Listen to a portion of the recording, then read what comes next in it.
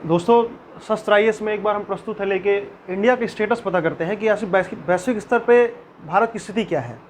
तमाम प्रकार के लोगों में कन्फ्यूजन रहता है कि आर्थिक स्थिति पर, सामरिक स्थिति पे, भूगोल के स्तर पर हम किस लेवल पे इस समय है प्रेजेंट में। कुछ भ्रम भी है, कुछ मिथक भी तोड़ेंगे भारत के बारे में। भारत विश्व गुरु है, तमाम प्रकार की धारणाएं चलती रहती हैं। तो हम रियलिटी को आधार बनाते हुए आइए थोड़ा जानते हैं भारत के बारे में। मैपिंग हमारा थोड़ा ज़्यादा ठीक नहीं है, तो मैप को नज़रअंदाज कीजिएगा, कॉन्सेप्ट समझने का प्रयास कीजिएगा। किसी भी देश की कहा जाए कि उसका सच में स्टेटस पता करना है तो उसकी आर्थिक स्थिति देखिए, क्योंकि वैश्विक स्तर पे जब तक आप लोगों के जीवन स्तर को बढ़ाना चाहते हैं तो इन टर्म्स ऑफ इकोनॉमी आप कहाँ बिलोंग करते हैं। अमेरिका विश्व की सबसे बड़ी ताकत है। इसका सबसे बड़ा कारण है कि जीडीपी के टर्म्स में अमेरिका सबसे बड़ा है। जीडीपी का सामान्य सा मतलब है कि उस देश के एक वर्ष के अंदर कितना उत्पादन हो रहा है, जीडीपी से तात्पर्य है। तो अमेरिका, चाइना जीडीपी के टर्म्स पर विश्व के बड़े राष्ट्र हैं। उसी आधार पर अगर भारत को रखें तो भारत जीडीपी के टर्म्स में 5th नंबर पे आ रहा है, 5th नंबर पे। और एक नया कॉन्सेप्ट इसमें वर्ल्ड बैंक निकालता है, परचेजिंग पावर पैरिटी, यानी किस देश के लोगों की खरीदने की क्षमता कितनी है। इस आधार पर हम पता करते हैं कि उस देश की आगे की संभावना कितनी है इकोनॉमिक में। तो ये वर्ल्ड इकोनॉमिक प्रोस्पेक्टस से एक रिपोर्ट निकालता है वर्ल्ड बैंक। उस आधार पर परचेजिंग पावर पैरिटी के टर्म्स में इंडिया 3रे नंबर पर है। इसीलिए देखेंगे कि इस समय एफडीआई इन्वेस्टमेंट भारत में आ रहा है। अब ये हमारे ऊपर निर्भर करता है कि हम निवेश को प्रभावित ना करें, निवेश को हतोत्साहित ना करें। इसके लिए हमें सोशल फैब्रिक बेहतर बनाना पड़ेगा। तो इकोनॉमी के टर्म्स में ये है। अब आइए सामरिक स्तर पर देखना पड़ेगा कि भारत की क्या स्थिति है। तो सामरिक स्तर पर ग्लोबल फायर पावर इंडेक्स निकालता है, उसने भी 4th नंबर पर रखा है इंडिया को। तो इस स्थिति देखा जाए कि अमेरिका, चाइना, इन राष्ट्रों के बाद इंडिया 4th नंबर पे आ रहा है। तो देखा जाए कि सामरिक स्तर पे हम लोग स्थिति बढ़ रही है। और आप जैसा कि जानते हैं कि ऊपर चाइना, इधर जो है तो अब पाकिस्तान हमारे पड़ोसी राष्ट्र हैं और 2 फ्रंट में हमें लड़ना पड़ रहा है। तो सामरिक स्थिति के साथ तो समझौता हम कर नहीं सकते। तो बेहतर होगा कि हम सामरिक स्थिति को और बेहतर करते रहें। और आप समय देख ही रहे हैं कि डिफेंस के मामले में इंडिया आत्मनिर्भर भारत को प्रमोट कर रहा है। मेक इन इंडिया के तहत बहुत सारे वीपन्स बन रहे हैं। तो इसके पहले आप देखेंगे कि इंडिया जो है तो इंपोर्ट करता था वीपन्स को, 1st नंबर पे था, लेकिन इंडिया अब 2nd में आ गया है सऊदी अरेबिया के बाद। तो इंडिया धीरे धीरे अपना इंपोर्ट घटा रहा है हथियारों का और प्रयास कर रहा है कि हमारा एक्सपोर्ट भी बढ़े। तो वियतनाम जैसे ब्रह्मोस मिसाइल वियतनाम को देने का प्रयास कर रहा है। तो इंडिया इस समय स्ट्रेटजिक स्तर पर ठीक ठाक कार्य कर रहा है। दूसरा, अगर हम इंडिया के इकोनॉमी, इंडिया की स्ट्रेटजी की स्थिति को ध्यान में रखें तो एक बात जरूर ध्यान रखना पड़ेगा कि इंडिया में आखिर शासन व्यवस्था कैसी है। तो एज यू नो कि India is a democracy state. तो डेमोक्रेसी के स्तर पर देखेंगे कि इंडिया विश्व का सबसे बड़ा लोकतंत्र है। क्योंकि चाइना है तो चाइना में जानते हैं हम लोकतंत्र है नहीं, वो दिखावा भले करता रहे। हर राष्ट्र वैधता प्राप्त करने के लिए लोकतंत्र का दिखावा करता ही है, लेकिन चाइना में लोकतंत्र है नहीं। इंडिया अगर माना जाए तो लोगों स्तर पर सबसे बड़ा लोकतंत्र है। और कुछ एक अपवाद को छोड़ दे तो इंडिया में 1947 और 1950 में संविधान लागू होने के बाद 1975 में आप जानते हैं इमरजेंसी लग गया था। उसको अगर छोड़ दे तो उसके बाद भी हमारी डेमोक्रेसी बेहतर होती जा रही है। और आप जानते हैं कि एक व्यक्ति के जीवन के लिए 70 वर्ष 75 वर्ष बहुत हो सकते हैं, लेकिन एक राष्ट्र के लिए 75 वर्ष कुछ नहीं है।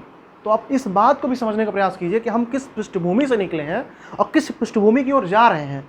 तो 75 वर्ष भारत जैसे राष्ट्र के लिए कोई बहुत ज़्यादा नहीं है। रातों रात कुछ नहीं होना है, डेवलपमेंट हो रहा है, धीरे धीरे हो रहा है। हाँ, यह है कि थोड़ी विकास की गति धीमी है, इसमें हम और आप सब दोषी हैं। खैर, उसके बाद हम इंडिया के ऐतिहासिक स्तर पर देखें, क्योंकि इंडिया जाना इसीलिए जाता है कि हम कल्चरल लेवल पे बहुत आगे हैं। आप यूरोप के राष्ट्र देखेंगे, नॉर्थ अमेरिका के राष्ट्र, अमेरिका, कनाडा देखेंगे, ये चाइना देखेंगे, तो एक बात कही जाती है कि भौतिक स्तर पे यानी मटेरियलिस्टिक लेवल पे बेहतर जीवन स्तर, उस लेवल पे चाहे वो कितना भी आगे निकल गए हों, लेकिन स्पिरिचुअल स्तर पे, मानसिक स्तर पर या मानववाद के दृष्टिकोण से भारत से आगे नहीं निकल पाए हैं। आप सोचिए कि अशोक 2री शताब्दी 3री शताब्दी ईसा पूर्व में अशोक पर्यावरण की बात करता था और यहाँ 1972 में स्टॉकहोम में पहली बार बात की है पर्यावरण की। कितना अंतर है। और इनकी बातों में भी जो है तो अंतर है। एक बार वो कहते हैं पर्यावरण की, एक दूसरी तरफ कार्बन इमिशन में सबसे आगे वो है। भारत पर दबाव डाल रहे हैं कि आप कार्बन ट्रीटी और कार्बन न्यूट्रलाइजेशन का टारगेट अचीव कीजिए। तो भारत पर्यावरण के मुद्दे को लेकर रिलीजियस में देखिए कि विश्व के 8 धर्म इतिहास में एक साथ रहते रहे हैं और इतनी सारी भाषाएं, इतने संप्रदाय चलते रहे और लोग रहते रहे हैं। इसीलिए एक जर्मन विचारक की एक बात मुझे याद आती है। उन्होंने कहा था कि यदि आपके पास पैसे हों तो आप संपूर्ण विश्व घूम लीजिए, लेकिन यदि आपके पास पैसे नहीं हो तो आप सिर्फ भारत घूम लीजिए। बहुत खूबसूरत बात कही थी उन्होंने। और सच बात है कि भारत घूम लेंगे तो आप संपूर्ण विश्व देख लेंगे। मैं दावा करता हूं मित्रों, भारत में इतनी ज़्यादा डाइवर्सिटी है कि भारत में आप सबको देख लेंगे। भारत में यहाँ डाइवर्सिटी देखिए, नॉर्थ ईस्ट में देखेंगे ट्राइबल कम्युनिटी, मिडिल ईस्ट में देखेंगे मिड इंडिया में देखेंगे, वहाँ का अलग कल्चर है। यहाँ पे गंगा यमुना का मैदान देखेंगे, वहाँ अलग कल्चर है। पहाड़ी एरिया देखिए, इतनी डाइवर्सिटी। और ना सिर्फ स्पीसीज के स्तर पे बल्कि पर्यावरण के स्तर पे बहुत सारी डाइवर्सिटी है। खैर, उसके बाद आते हैं कि फॉरेन पॉलिसी के स्तर पे विदेश नीति में इस समय भारत की क्या स्थिति है। खैर, अफगानिस्तान वाले इशू को हम थोड़ा छोड़ेंगे, क्योंकि इससे पहले भी एक वीडियो आया 27 में, वो एक्सप्लेन किया अफगानिस्तान वाले इशू को, तो हम अफगानिस्तान को नहीं लेते हैं। लेकिन यहाँ पे बताना चाहेंगे फॉरेन पॉलिसी के स्तर पे क्या है। तो आप जानते हैं कि भारत बहुत सारे इंस्टीट्यूशन में, IMF में अभी देखे होंगे कि IMF में भारत का कोटा बढ़ा है। फिर वर्ल्ड बैंक में, UNO में, लगातार UN में देखेंगे कि UN की नॉन परमानेंट में भारत इस समय मध्यस्थता कर रहा है। तो लगातार भारत की साख बढ़ती जा रही है। ब्रिक्स में देखेंगे या इंडियन ओशन रिमोट एसोसिएशन में देखेंगे, सार्क में देखेंगे, बिम्स्टेक में देखेंगे, तमाम सारे ग्रुपिंग में भारत आगे है। अब भारत फॉरेन पॉलिसी के स्तर पर बहुत एक्टिव है। इसलिए देखेंगे 1992 में एक्ट ईस्ट पॉलिसी आती है, 1992 में लुक ईस्ट पॉलिसी आती है, और वही जो है तो 2014 में एक्ट ईस्ट पॉलिसी हो रही है। यानी एक्शन के टर्म्स में भी हम परिवर्तन करते आ रहे हैं। उसके बाद आप आएंगे, देखेंगे कि भारत में वर्तमान में क्या स्थिति, एक बार हम जानना चाह रहे हैं, भविष्य में संभावनाएं कितनी हैं, एक बार हम ये इस बात को पता कर लेते हैं।